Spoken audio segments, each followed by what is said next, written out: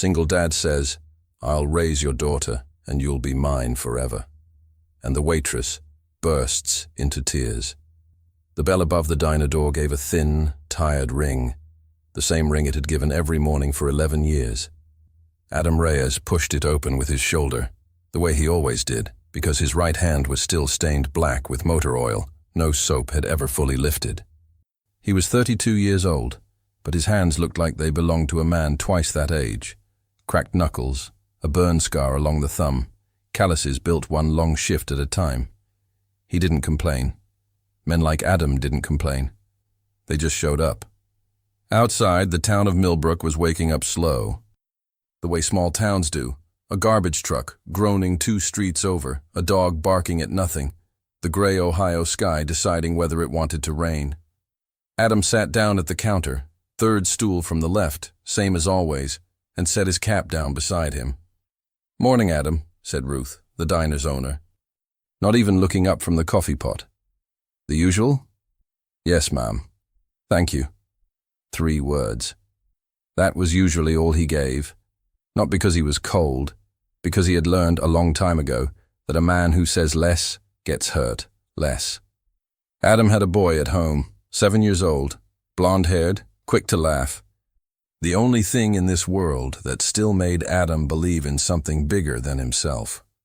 His son's name was Ben, and Ben was still asleep at Mrs. Calloway's house down the road, the retired school teacher who watched him for $2 an hour and a plate of breakfast, because that was all Adam could afford.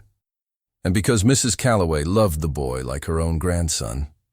Adam worked at Denny Larkin's auto shop on Route 9, a squat cinder block building with 2 bays, and a sign that had lost half its letters to weather. He'd worked there since he was 19. He was, without question, without argument, the best mechanic that shop, maybe that county, had ever seen. Engines other men gave up on, engines that sat for years under tarps because nobody could get them running again, Adam could listen to for 30 seconds and tell you exactly what was wrong, like a doctor reading a heartbeat. He didn't need diagnostic computers.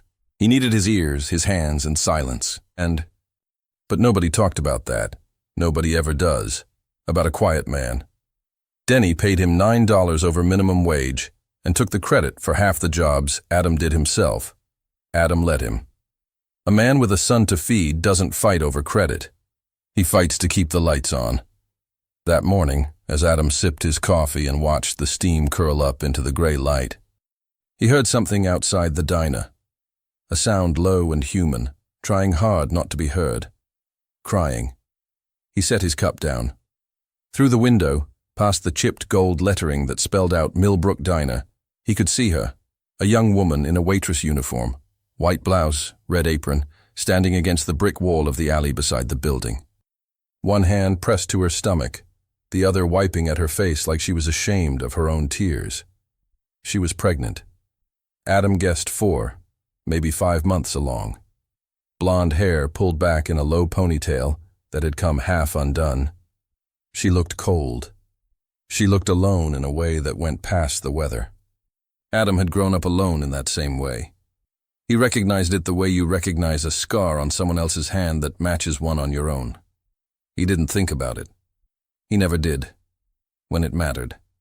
He stood, left $2 on the counter for his coffee, and walked out the side door into the alley. "Ma'am." He kept his voice low, the way he'd talk to a spooked animal or a frightened child. "You all right?" The woman flinched, wiped her face fast with the back of her wrist, straightened up like she was bracing for someone to yell at her for being weak. "I'm fine," she said, the words cracking in the middle. "Sorry.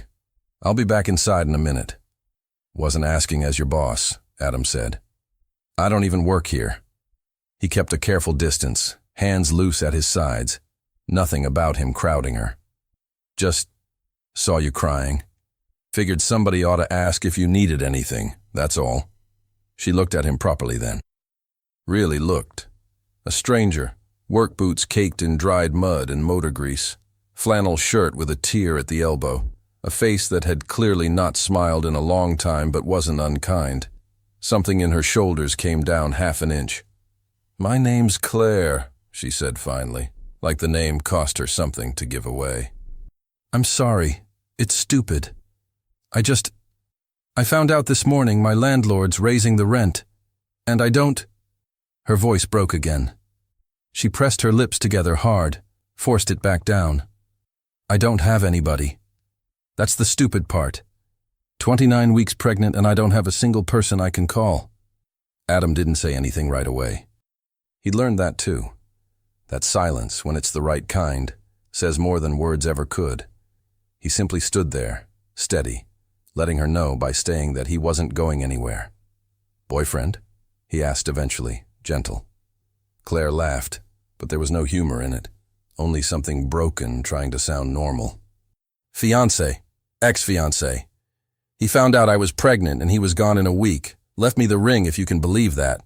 Like that was supposed to mean something." She shook her head.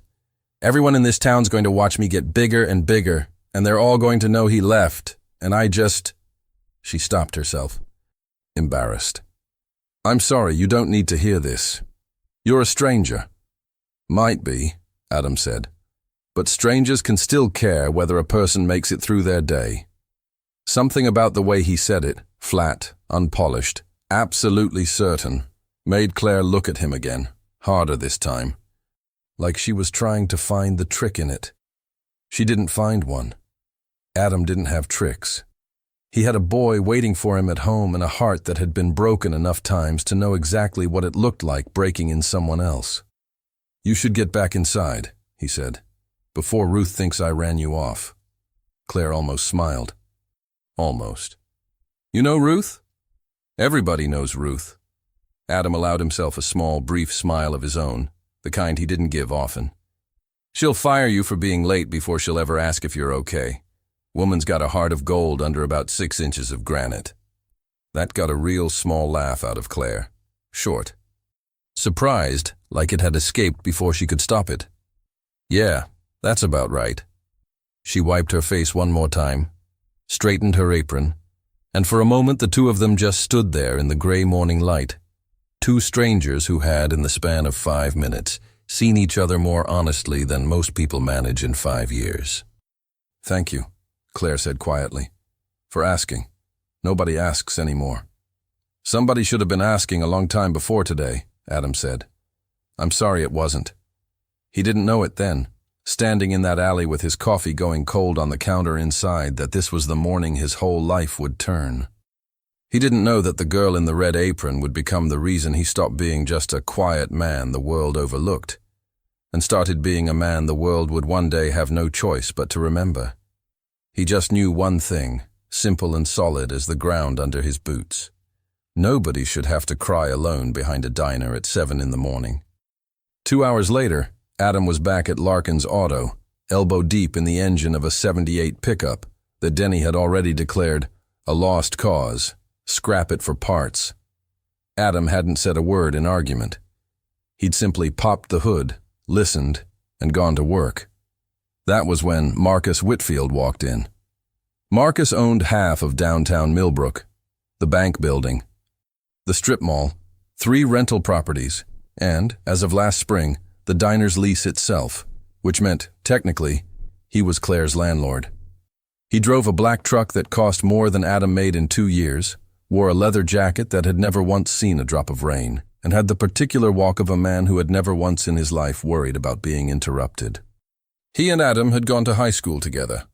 Marcus had been the quarterback. Adam had been the boy nobody looked at twice, until for one single season, junior year, he hadn't been invisible at all. But that was a long time ago, and it was a story Adam never told, not even to Ben. "Reyes." Marcus said the name like it amused him. "Still under the hood, huh? Some things never change." Adam didn't look up from the engine. "Some things don't need to. Heard you were sniffing around my Waitress this morning." Marcus's voice was light, almost friendly, but there was an edge under it, sharp as a blade wrapped in silk. "Claire. Pregnant one. Real sad story, that girl. You picking up strays now, Reyes?" Adam set his wrench down slowly. Denny, over by the register, went quiet, the way men go quiet when they can feel a storm rolling in but don't yet know which direction it's coming from. "She was upset," Adam said evenly. I made sure she was all right. That's all. That's all. Marcus repeated it, grinning now, looking around the shop like he was performing for an audience only he could see. You hear this, Denny? Grease Monkey here thinks he's some kind of knight in shining armor. He turned back to Adam and his voice dropped, cold underneath the smile. Let me give you some advice, for old time's sake. Stay in your lane, Reyes. You always were better at fixing things than fixing people. Some of us built something with our lives. Some of us are still standing in the same shop we were standing in 15 years ago, covered in the same oil going nowhere. The room went very still. Adam wiped his hands on the rag hanging from his belt, unhurried, and looked at Marcus for the first time since he'd walked in, not with anger, but with something far more unsettling to a man like Marcus, complete, immovable calm. Funny thing about lanes, Adam said quietly. Man like you spends so much time looking at what other people don't have.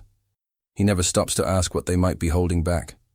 Marcus's smile faltered, just barely, just for a second. The way a man's smile falters when a joke lands wrong and he can't quite say why. What's that supposed to mean? Means what it means. Adam picked his wrench back up. Have a good day? Marcus. For a moment, something passed behind Marcus's eyes. A flicker of memory, distant and uneasy, like a name he couldn't quite place scratching at the back of his mind. 15 years was a long time. Long enough to bury things. Long enough, almost, to forget them. Almost. Marcus left without another word. His boots too loud against the concrete floor, and Denny let out a breath he'd apparently been holding the whole time. The hell was that about? Denny asked. Nothing, Adam said, and turned back to the truck engine that everyone else had given up on. Just an old story nobody remembers right. But somewhere in Millbrook that morning, an old story was starting to wake up, and it would not stay buried for long. That evening, Adam picked Ben up from Mrs. Calloway's, the boy running out the front door, before Adam had even gotten out of the truck, backpack half open, blonde hair sticking up in every direction the way it always did by 6 o'clock. Dad, guess what? Mrs. Calloway let me feed her chickens and one of them pecked me, but it didn't even hurt, look. Ben held up a finger with no mark on it whatsoever, beaming with pride regardless. Adam knelt down, right there on the gravel driveway, and looked his son over like he did every single day. Checking without checking, the way fathers do. That's a mighty brave finger you got there, bud. Can we get pizza? We'll see what we got at home first. It was the same answer Adam gave most nights, gentle enough not to feel like a no, honest enough not to be a promise he couldn't keep. Ben didn't seem to mind. Ben rarely minded anything as long as his dad was the one answering. They drove home in the old truck, windows cracked despite the cold because the heater had never worked quite right. Ben chattering the whole way about chickens and a substitute teacher and a kid named Tyler who claimed he'd seen a real live bear. Adam listened to every word like it was the most important news of the century, because to him it was. He thought about Claire once during the drive, just once, brief and unbidden. The image of her standing alone in that alley with her hand pressed to her stomach, crying where she thought no one could see. He hoped she'd made it through her shift all right. He hoped, somewhere in the quiet part of himself, he rarely let anyone touch, that he'd see her again. He didn't know yet how much that hope would cost him, or how much it would give him back. That night, after Ben was asleep, Adam sat alone at the kitchen table with a glass of water and the day's mail. Mostly bills. One flyer for a car wash, and underneath it all, an old photograph that had slipped out of a drawer he rarely opened. He picked it up without meaning to. A much younger version of himself stared back, 17 years old, wearing a jacket he hadn't worn in 15 years, standing beside 2 other boys he hadn't spoken to since. His hand rested on a strange, weathered piece of machinery in the photo's background. An engine, though not the kind anyone in Millbrook would recognize. Adam looked at that photograph for a long time. Then he put it back in the drawer, closed it, and told himself, the way he always did, that some doors were better left shut. He had no idea how soon he would be forced to open it again. There is a particular kind of tired that doesn't show up in a man's face until he's alone. Adam Reyes had that kind of tired. He wore it the way he wore his work boots, broken in, familiar. Something he'd stopped noticing years ago because noticing it wouldn't change a single thing about his day.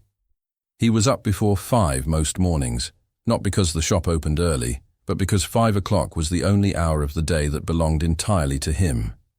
He'd sit on the back step of the small rented house on Cutler Road, coffee in a chipped mug, and watch the sky go from black to grey to something almost blue.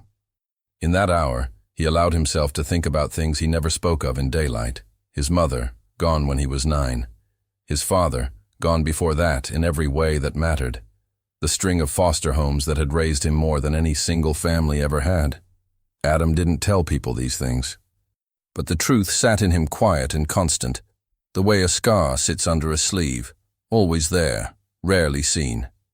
What people did see was the man who never missed a day of work, who fixed what other men called unfixable, who never raised his voice or made excuses. What people did not see was the second job 3 nights a week at the feed store, or the lunches he skipped so there'd be enough for Ben's school trip money, or the nights he sat by his son's bed just to listen to him breathe, reassuring himself that at least one thing in his life was safe and whole. That was the particular loneliness of a man like Adam.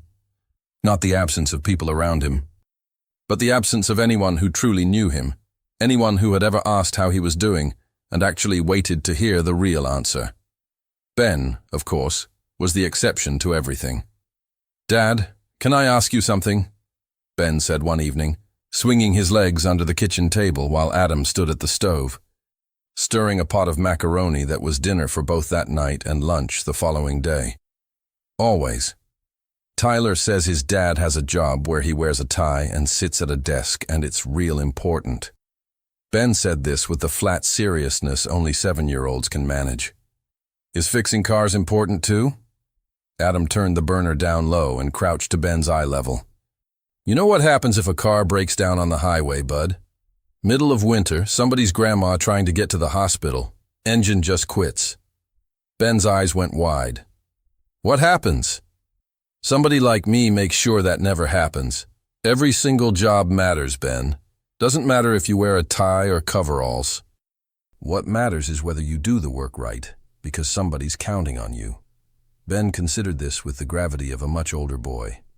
"So you're important." "I do important work," Adam corrected gently, unable to accept a compliment even from his own son. "That's different than being important." "But I try. Every day I try." Ben nodded, satisfied, and went back to his macaroni, the conversation already forgotten by him the way children forget things. But Adam carried it the rest of the night, turning it over like a stone in his pocket, worn smooth by attention. This was the bond between them. Not loud, not performed, but built brick by brick out of 10,000 small moments just like that one. Adam had promised himself, the night Ben's mother left them both, that his son would never for one day wonder whether he was loved. Whatever else Adam failed to give him, Ben would never wonder about that. Claire didn't come up again in conversation with Marcus, not directly, but Adam felt the man's attention shift toward him in the days that followed, like weather pressure before a storm. Denny mentioned, almost in passing, that Marcus had asked around about how long Adam had worked at the shop, whether he was reliable. Ruth at the diner said Marcus had come in twice that week alone and had asked Claire pointed questions about her rent and her due date, in a tone Ruth described as checking on her the way a wolf checks on a lamb. Adam went back to the diner on Thursday morning, telling himself it was for the coffee, knowing it wasn't. Claire was behind the counter, moving carefully the way pregnant women learn to move, one hand occasionally drifting to the small of her back. She looked tired in a different way than she had in the alley, steadier, but worn thin, like a rope pulled taut for too long. "You're back," she said. And there was something like relief in her voice that she seemed almost embarrassed by. "Couldn't stay away from Ruth's coffee," Adam said. "It's terrible. I respect that kind of consistency." That earned a real laugh this time, quick and bright, gone as fast as it came, but real. "I'll tell her you said that." "Please don't." I like my kneecaps where they are. Claire poured his coffee, and for a moment neither of them said anything, the comfortable kind of silence that only happens between two people who've already shown each other something true. Then she glanced around, made sure no one was in earshot, and leaned slightly on the counter. Marcus came by again yesterday, she said quietly. Said the new rent goes into effect next month. Said if I can't make it work, there's other tenants interested in my apartment. Her jaw tightened. There's not, by the way. Nobody wants that unit. It's got a leak in the bathroom ceiling he's refused to fix for a year. He just wants me scared. Is it working? Claire hesitated. Yeah, a little. You got somewhere else you could go? Family, maybe? She shook her head, something closing behind her eyes. My parents passed when I was in my 20s. Car accident. No siblings. It's just me and this baby figuring it out. Adam wrapped his hands around the coffee cup, thinking about how many mornings he'd sat in kitchens not so different from this counter, feeling that same word, just pressing down on his chest like a stone. Just him, just Ben, just the two of them against whatever the world decided to throw. You're not as alone as you think, he said, before he'd fully decided to say it. Claire looked at him, searching his face for the catch, the angle, the thing men usually wanted in exchange for kindness. She didn't find one. Why do you keep showing up, Adam? You don't even know me. Maybe I don't need to know all of you yet, Adam said. I know you're carrying more than most people could carry standing up. And you're doing it anyway, every single day. That tells me plenty. Claire's eyes went bright, and she looked away fast, busying her hands with a rag on the counter. You're going to make me lose it right here in front of the breakfast crowd. Wouldn't be the first crying woman Ruth's diner has seen. Adam's voice was gentle, almost teasing. Take your time. She composed herself, and when she looked back at him, something in her expression had shifted. Thank you, she said, for not looking at me like I'm broken. You're not broken, Adam said simply. You're just carrying something heavy by yourself when you shouldn't have to.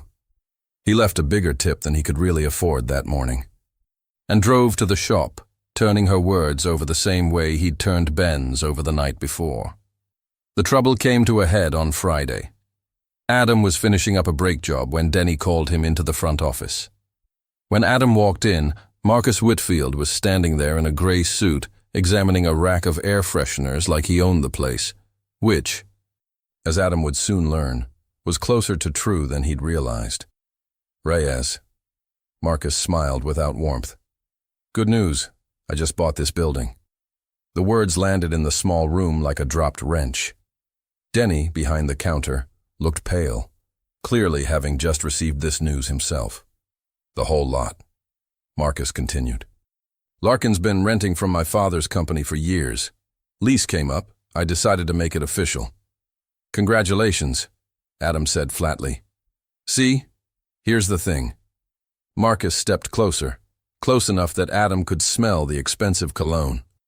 I've been thinking about efficiency, modernizing. This shop's got old equipment, old methods. His eyes flicked toward Adam's oil-stained hands. Old employees, some might say. Denny's been running this place 20 years, Adam said, careful even. And you've been fixing his mistakes for most of them, from what I hear. Marcus's smile widened. Don't worry, Reyes. Nobody's getting fired today. I just like people to understand where they stand. He let that settle. Funny how that works. A man can spend his whole life building calluses on his hands, and one signature still decides whether he keeps his job. The room was silent. Adam simply held Marcus's gaze. Steady, the same calm he'd carried his whole life like armor forged in places nobody here would ever understand. You always did like reminding people what you have, Adam said quietly. Never quite understood why that mattered so much to you. Something flickered behind Marcus's eyes. That same uneasy flicker from before. Gone as fast as it appeared. Careful, Reyes. Some men learn their place. Others have to be taught it. He turned and walked out, the bell over the door ringing sharp behind him. and the room exhaled all at once. Denny looked at Adam, uneasy. "You know that guy?" "Knew him," Adam said. "Long time ago. Different life." He looked at you like he was trying to remember something. Adam didn't answer. He picked his wrench back up and went back to the brake job, because that was what a man did. He went back to work, whatever storm was circling overhead. That night, after Ben was asleep, Adam opened the drawer he'd closed 3 nights before and took the photograph out again. He studied the strange machine in the background, the 17-year-old version of himself half smiling beside it in a way he hadn't smiled in 15 years. Underneath the photograph was a folded newspaper clipping, yellowed at the edges. He unfolded it slowly, and the headline stared back at him in old, faded ink, 3 words that Marcus Whitfield and everyone else in Millbrook had long since forgotten Adam Reyes ever earned. He folded it back up, put it away, and sat in the dark kitchen a long while before finally going to bed. Some doors, once cracked open, don't stay shut for long. The humiliation came on a Tuesday, in front of half the town, the way these things always seem to. Larkin's Auto had entered its 2nd week under Marcus Whitfield's ownership, and Marcus had wasted no time making his presence known. New signage out front with his family's name on it, unannounced walkthroughs. A habit of standing in the bay doors watching the mechanics work like a man inspecting livestock. Denny had grown smaller by the day, deferring to Marcus on everything, the pride he'd built into that shop folding quietly under the weight of a signature on a lease. Adam kept his head down and did his work. That had always been his answer to men like Marcus. Not silence out of fear, but silence out of discipline. The kind of restraint that costs a man more than any shouting match ever could. It was Ben's school half-day, and Mrs. Calloway had a dentist appointment, so Adam had brought his son to the shop that afternoon. A rare treat Ben always loved, sitting on an overturned bucket in the corner of the garage, watching his father work with open, unguarded admiration. "You're gonna fix that one too?" Ben asked, pointing to an old sedan up on the lift. "Gonna try," Adam said, wiping his hands. "Owner says it won't start. Probably the starter motor, but we'll see." "How do you know just from listening?" Adam smiled. The small, private smile he reserved almost entirely for his son. "Same way you know your friend Tyler's lying about the bear. You just learn the sound of the truth." Ben laughed, delighted. And it was right at that moment that Marcus walked in with 2 men in suits Adam didn't recognize, the sort of men who wore watches worth more than Adam's truck. "And this," Marcus announced to his guests, gesturing broadly at the garage, "is what we call legacy labor. Old school. Gets the job done, no computer required." He said it with a smile meant to sound like a compliment and land like anything but. "Reyes here's been under these same lifts since before some of you were out of college." The 2 men chuckled politely. The way men chuckle when they don't understand a joke but recognize they're supposed to laugh at it. Adam didn't look up from the sedan. "Show them the trick, Reyes," Marcus said. "The listening thing you do. It's actually kind of impressive in a circus act sort of way." Adam's jaw tightened. Almost imperceptibly, the only sign the words had landed anywhere at all. He kept working. "Come on now, don't be shy," Marcus pressed, playing to his small audience. "Reyes here used to be somebody, believe it or not. Local legend, way back when. Course, that was a long time ago. Now look at him, still in the same coveralls. Still taking orders from men half as smart as he is." He turned to his guests with a showman's grin.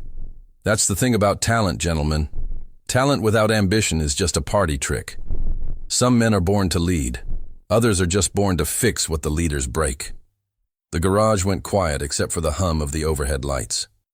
Denny, across the room, stared hard at a clipboard he wasn't reading. The 2 investors shifted, uncomfortable, sensing the cruelty even if they didn't understand its history.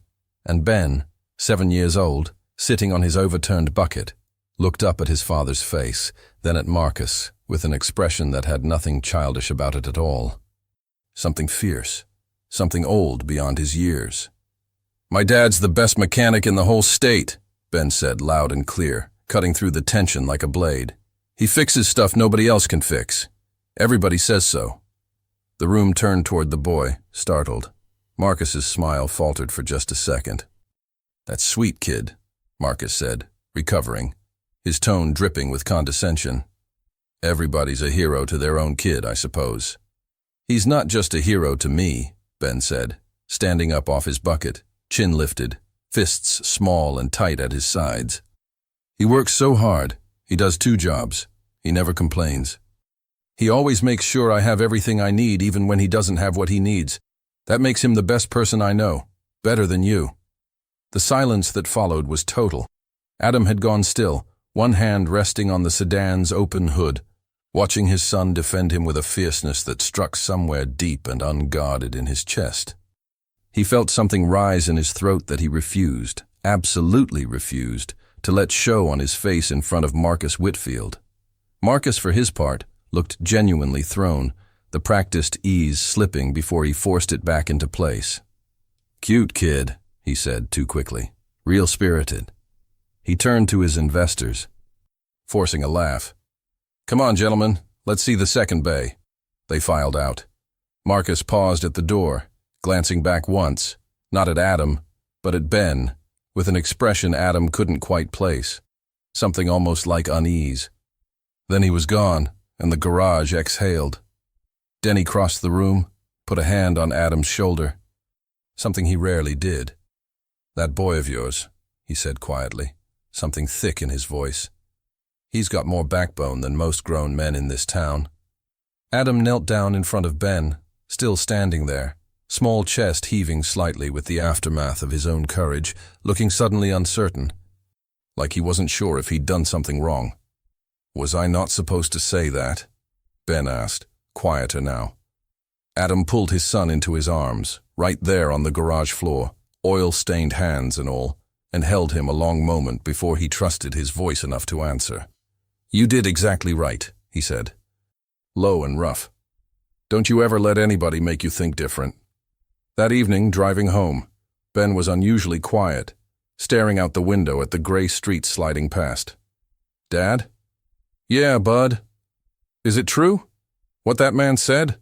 That you used to be somebody?" Adam kept his eyes on the road, hands steady on the wheel, though something in his chest had gone tight. "I've always been somebody, Ben. Just not the kind of somebody that makes the newspaper." "But you were in the newspaper?" Ben's voice had that sharpness children get when they sense an adult dodging a question. That man said, "Local legend.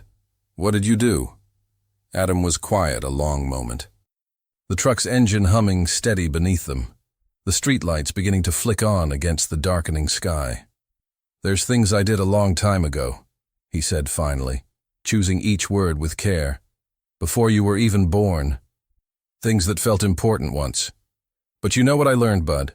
The things that actually matter, the things that make a man who he is, those don't usually make the newspaper at all. Those happen quiet. Nobody's watching. Nobody's clapping." He glanced over at his son. "Like tonight. What you did in that garage, that's the kind of thing that actually matters. That's worth more than anything I ever did that made the front page." Ben considered this with his usual seriousness. "I just didn't like him talking to you like that." "I know." "Bud, he was being mean, on purpose, like he wanted people to see it." "Some men are like that," Adam said. "They need to make other people small to feel big themselves.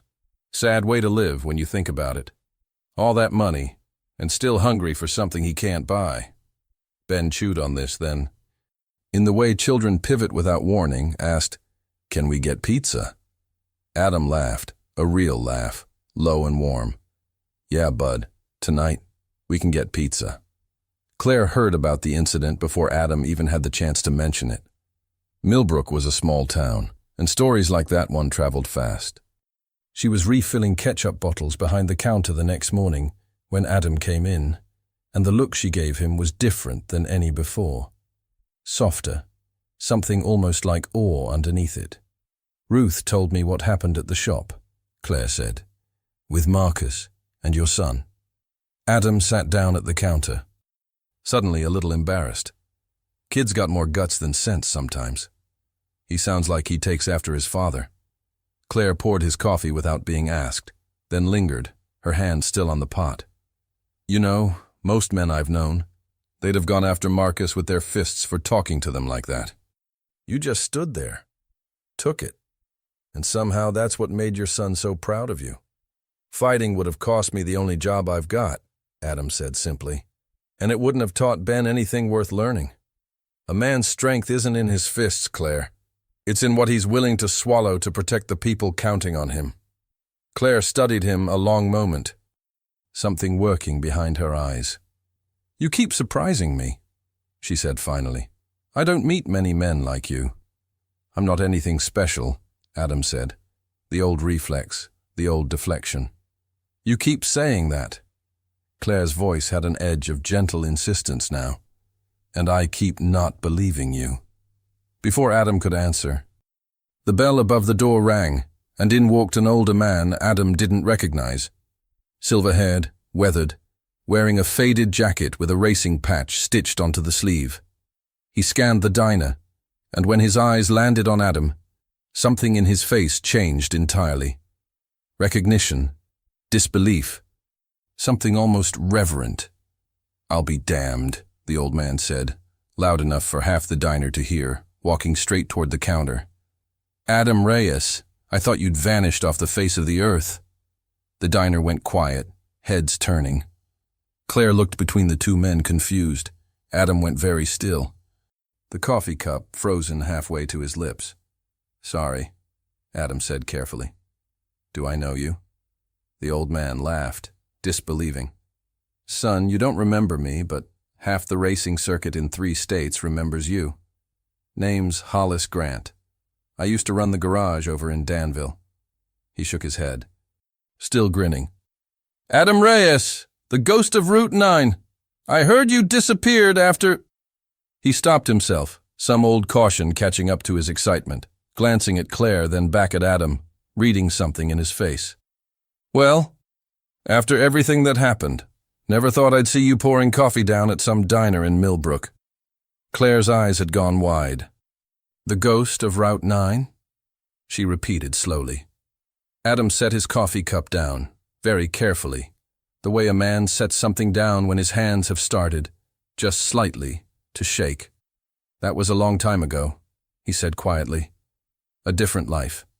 But Hollis wasn't finished, and the whole diner was listening now.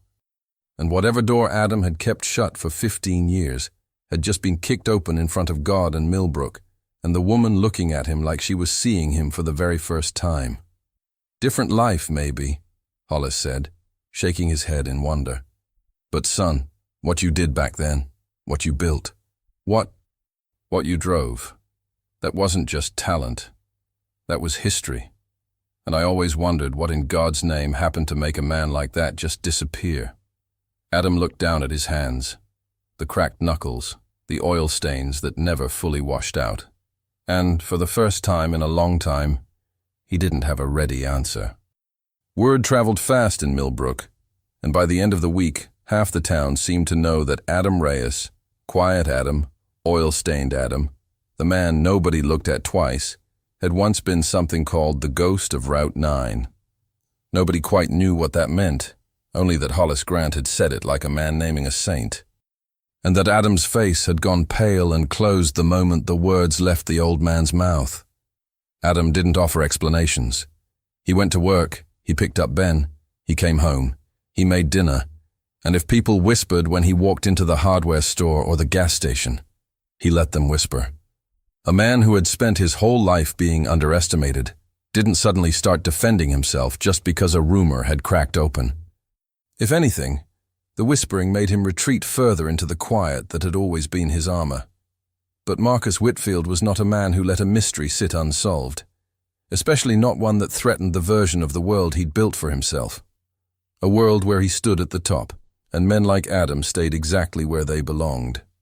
He started asking questions, quiet ones at first, a call to an old classmate who'd gone into local journalism, a search through microfiche at the county library, the kind of digging a man does when his pride has been pricked and he can't let it go.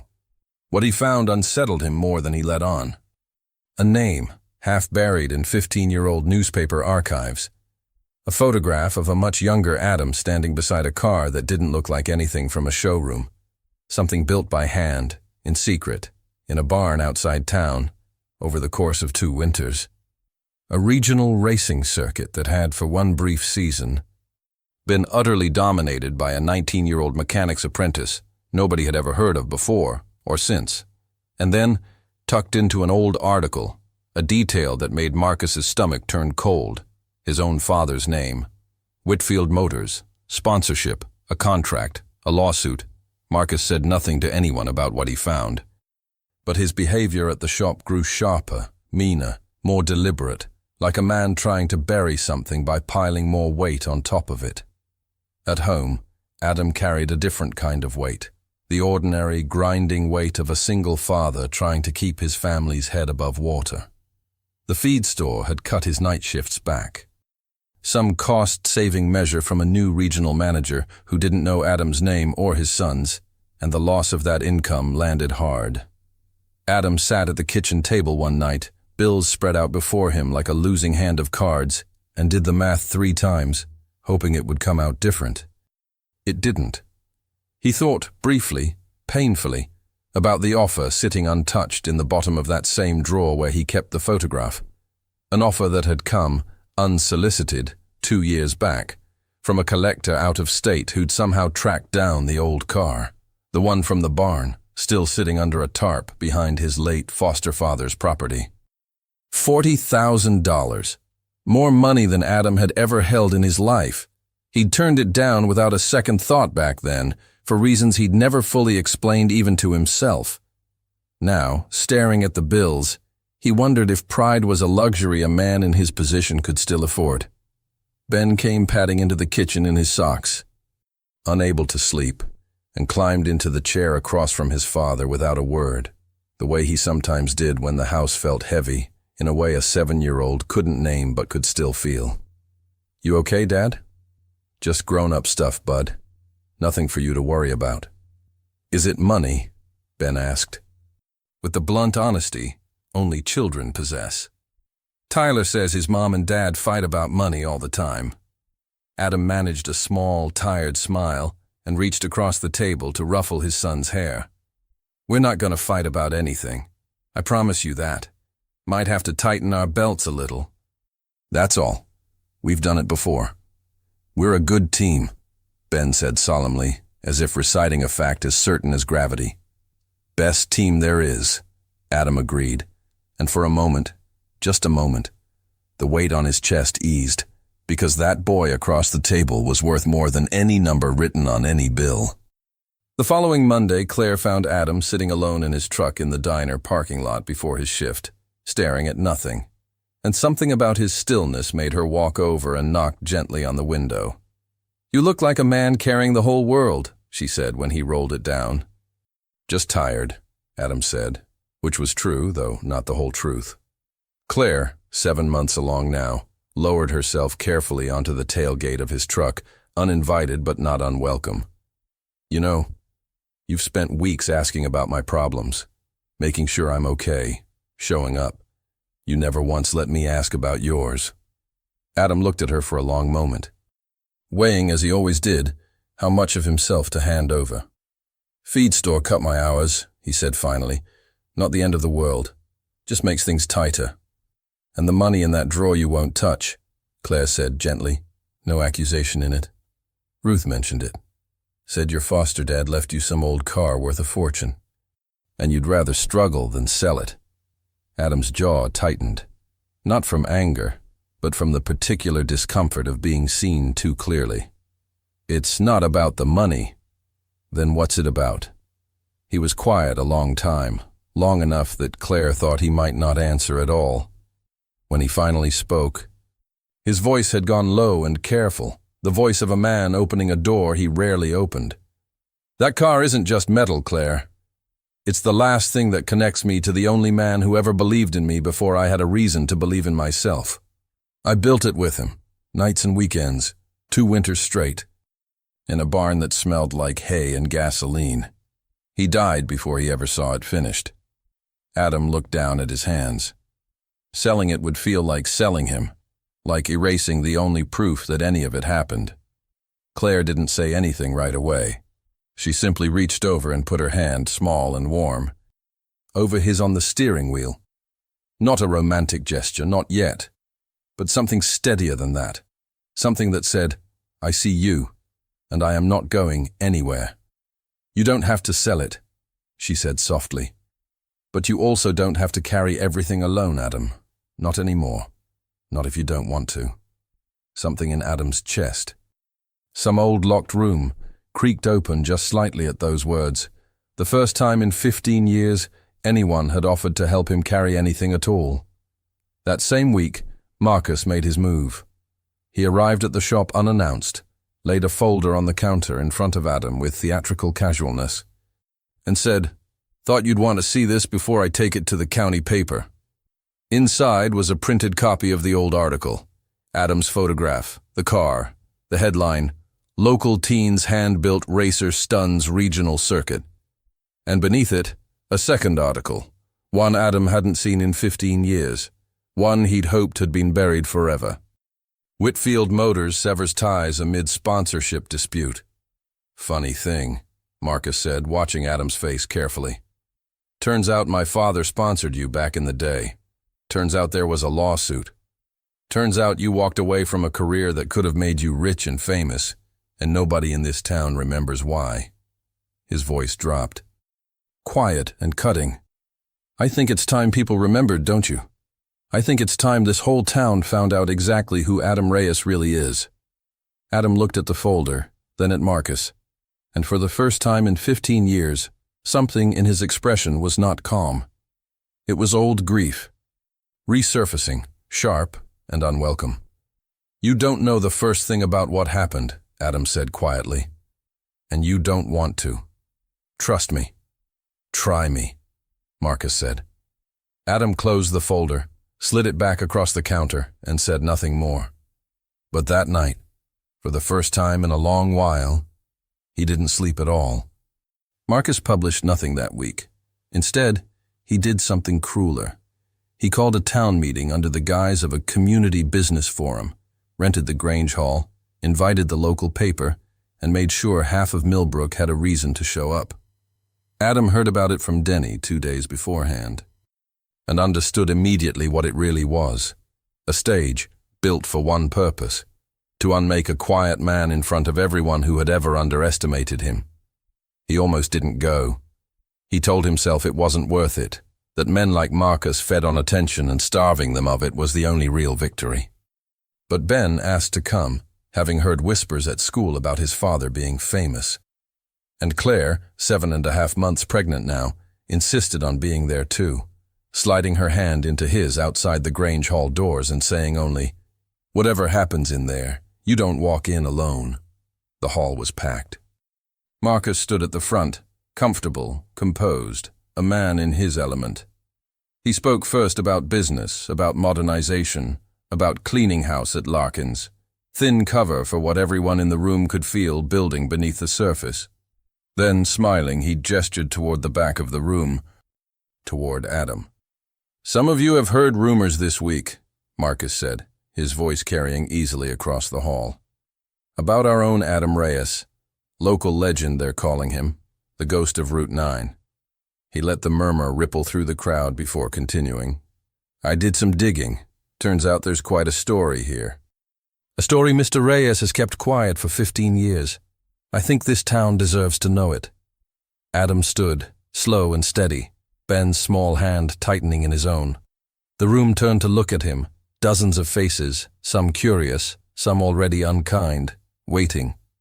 "You want the story, Marcus?" Adam said, and his voice, when it finally came, was not the quiet voice the town knew.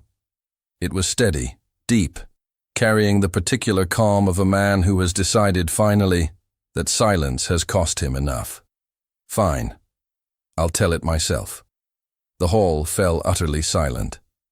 15 years ago, I was 17, living with a foster father named Walt Pruitt, out on Route 9.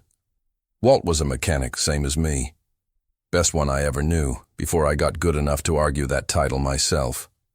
We built a car together, from scratch, 2 winters, out of scrap and stubbornness, and every spare hour we had. Walt believed in something most people never bothered believing about me. That I was worth investing in. Adam's voice caught, just slightly, on the old man's name. We entered that car in the regional circuit. Nobody expected anything from a foster kid and an old man in a barn. We won. Then we kept winning. 6 races, 6 firsts. A murmur ran through the crowd. Disbelief and fascination tangled together. Whitfield Motors, your father's company, Marcus, came calling with a sponsorship offer. Money, equipment, a real shot at the national circuit. Walt was thrilled. It was more than either of us had ever dreamed of. Adam's jaw tightened. 3 months in, your father decided the story sold better if I wasn't in it. Turns out sponsors liked the car. They didn't like that the driver was a nobody kid from foster care with no family name worth printing in a program. Your father tried to buy the car outright. Cut me and Walt out entirely, put a paid driver behind the wheel. Keep the sponsorship, keep the winnings, lose the inconvenient truth of who actually built the thing. Marcus's face had gone rigid, pale beneath his composure. Walt refused, Adam continued. Told your father the car wasn't for sale, and neither was my seat behind the wheel. Your father sued him, claimed breach of sponsorship contract. Tried to seize the car through the courts. It dragged on for months. Walt spent every dollar he had defending it. Won the case eventually. But by then, the damage was done. Walt's health had already started failing under the stress of it. He had a heart attack outside a courthouse in Danville, the week after the judge ruled in our favor. Adam's voice, for the first time, wavered, and he did not try to hide it. I sat with him in that hospital for 6 days. He made me promise something before he died. Made me promise I'd never let racing or money or anyone else's opinion of my worth take precedence over the people who actually needed me. Said talent was a gift, but the choice of what a man builds with it, that was character. And character, he said, was the only inheritance that actually mattered. The hall was dead silent now. The kind of silence that comes only when a room has stopped performing and started listening. I walked away from racing the week we buried him, Adam said. Not because I couldn't have gone on. I could have. I had offers after the case made noise. Real ones. National teams. He looked down at Ben, who was staring up at him with wide, awed eyes, seeing his father for the first time, the way strangers apparently always had, as somebody remarkable. But I didn't want a life built on the thing that killed the only man who ever chose me. I wanted a quiet life, an honest one. I wanted someday to be the kind of father to my own kid that Walt Pruitt was to me, even though we didn't share a drop of blood. He turned finally to look directly at Marcus, and his voice dropped, quiet again, but without any trace of its old deference. So yeah, Marcus, I used to be somebody, like you said. I used to be the ghost of Route 9. But I gave that up on purpose, for reasons your money could never buy and your name could never earn, and I've spent 15 years happy with that trade. The only thing that's changed since then is that now everyone in this room knows the truth about your father too, and about the kind of man who tries to build himself up by tearing down someone who never did a single thing to deserve it. The room erupted, not against Adam, but against the story he'd just laid bare.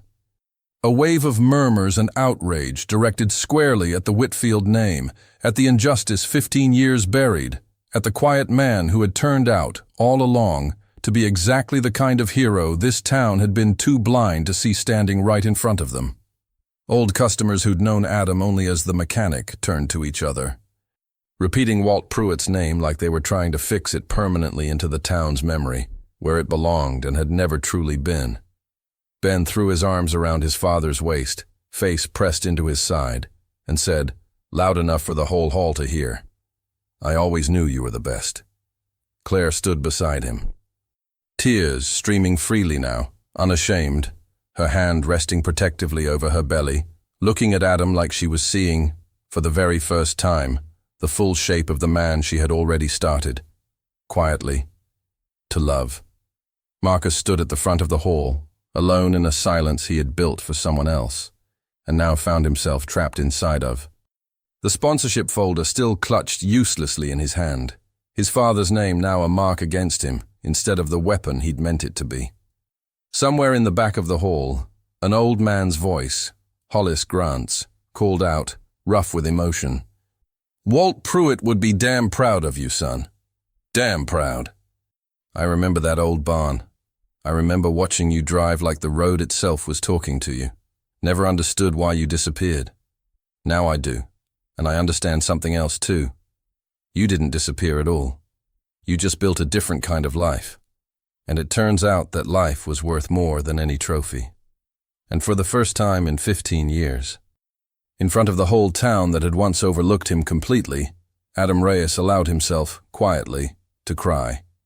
In the weeks after the town meeting, Millbrook changed the way small towns sometimes do, quietly, but completely. Larkin's Auto saw customers driving in from 3 counties over, asking specifically for the Reyes fellow, wanting the man behind the story to lay hands on their engines. Denny, humbled and grateful, made Adam full partner in the shop before the month was out, tearing up the moment he said it, telling Adam it should have happened years ago and he was ashamed it hadn't. Marcus Whitfield did not fare so well. The old sponsorship story, dug up and printed properly this time, with the truth intact, cost Whitfield Motors 2 of its biggest regional contracts within a month. His father, humiliated by the resurfaced scandal, forced Marcus out of the family business entirely. The last Adam heard, Marcus had left Millbrook altogether, chasing some new venture in a city where nobody yet knew his name or his father's mistakes. Adam felt no satisfaction in it. He'd told Ben once. And he believed it fully. Some men build their own downfall one cruelty at a time, and a good man doesn't need to help that process along. He simply needs to stop being afraid of it. But none of that mattered nearly as much as what was happening at home. Claire had moved into a small apartment 2 streets from Adam's house not long after the meeting. Not because Adam had asked her to. Not yet. But because Millbrook, having finally seen Adam clearly, had also started seeing Claire clearly. Not as a sad, abandoned girl to pity, but as a woman of remarkable strength who had carried a child alone through humiliation and fear, and had done it with her chin up the entire time. Ruth gave her more hours. Neighbors dropped off meals unprompted. The town that had once let her cry alone in an alley now wrapped around her like it was making up for lost time. Adam visited every day. Not out of obligation, out of a pull he'd stopped trying to explain to himself, a gravity that had been building since that first morning behind the diner. He fixed the leak in her bathroom ceiling himself on a Sunday, refusing payment, waving off her protests with the same quiet stubbornness he brought to everything. He drove her to appointments when her old car wouldn't start. He sat with her on the porch some evenings, saying little, simply present, while Ben ran through the yard chasing fireflies.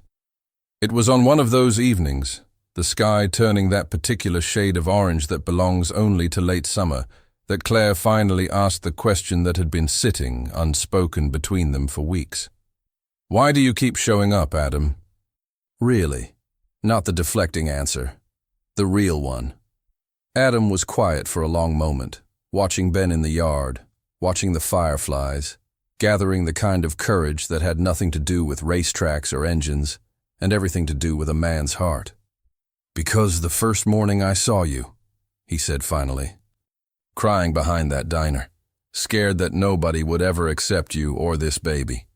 I made you a promise. Told you that you weren't as alone as you thought. I meant it as comfort that day. But somewhere along the way, Claire, it stopped being just comfort. It became something I wanted to be true. With my whole life, not just my words." He turned to face her fully now, his voice steady, despite the tremor of something enormous underneath it. "I want to be more than a man who shows up. I want to be your husband. I want to raise this baby as my own, alongside Ben, and I want to build a family with you. Not because you need saving, because you don't. You've proven that 100 times over. But because I love you, and because I can't imagine my life or Ben's, without you in the middle of it." Claire's hands had gone to her mouth, tears spilling freely, her whole body trembling with an emotion too large for the small porch they sat on. "Adam, you don't have to answer tonight," he said gently. "I just needed you to know." But Claire was already shaking her head, already reaching for him, already answering in the only way that mattered. "Yes," she said, through the tears, laughing and crying all at once. "Yes, Adam, 1,000 times." "Yes." Ben, catching the tail end of the moment from across the yard, came sprinting up the porch steps, breathless. "Are we a family now? For real?" Adam pulled his son close with one arm, Claire with the other, and for the first time in 15 years, felt the old ache of loneliness, the one that had followed him since he was 9 years old. Since the loss of every family he'd ever half belonged to. Finally, completely, quiet. "Yeah, bud," he said, his voice thick. "For real." They married in October, in the same Grange hall where Adam had once stood, and told the whole town the truth about who he was. Ruth catered it herself, refusing payment. Denny gave a toast that made half the room cry, choking through a story about a boy who used to fix everything, except how people saw him. Hollis Grant drove 3 hours to attend, bringing with him, unannounced, an old photograph of Walt Pruitt standing beside that hand-built car, which he pressed into Adam's hands before the ceremony began, saying only, "Figured he ought to be here too in his own way." Adam kept that photograph in his coat pocket throughout the entire ceremony, one hand resting over it, feeling the old man's presence the way he had every important day of his life since losing him. Claire walked down the aisle in a simple dress, 7 months pregnant and radiant in a way that had nothing to do with fashion, and everything to do with finally being seen and chosen exactly as she was.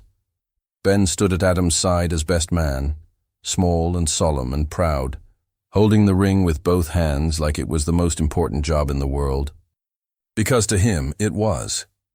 When Adam said his vows, his voice steady despite everything trembling beneath it, he did not talk about racing or legends or the ghost the town had once called him. He talked about a diner alley on a gray morning, about a woman crying alone who deserved never to cry alone again, about a promise made without hesitation, because some things a man simply knows the moment he sees them clearly. "I told you once that you weren't as alone as you thought," Adam said, holding Claire's hands in his own scarred, steady ones. "I intend to spend the rest of my life making sure that stays true. Not because you need me to, because I need you to let me." The baby came 3 weeks later, a girl, dark-haired like her mother, with Adam's steady stillness already visible in the calm way she took in the world. They named her Grace, for reasons neither of them needed to explain out loud. Ben adored her instantly, fiercely, the way he adored everything he decided to love. He took to introducing her to everyone in town as "my little sister," with the same proud insistence he'd once used to defend his father in a garage full of strangers. Years later, when Ben was old enough to understand the whole of his father's story, the barn, the races, the lawsuit, the grief, the 15 years of quiet dignity that had followed, he asked Adam why he'd never told anyone, why he'd let the world believe he was just an ordinary mechanic for so long. Adam thought about the question for a long moment, the way he thought about most things that mattered. And then he gave his son the same answer Walt Pruitt had once given him, passed down now like the only inheritance that had ever truly counted. "Because a man's worth was never in what people knew about him," Adam said. "It was always in what he was willing to do quietly for the people who needed him, when nobody else was watching. That's the whole trick, Ben. That's the only trophy that ever mattered." And in the small house on Cutler Road, filled now with the noise of a family that had been built not from blood alone, but from choice, from promise, from a quiet man's unshakable honor, that lesson took root. The way the truest ones always do, and it never once let go.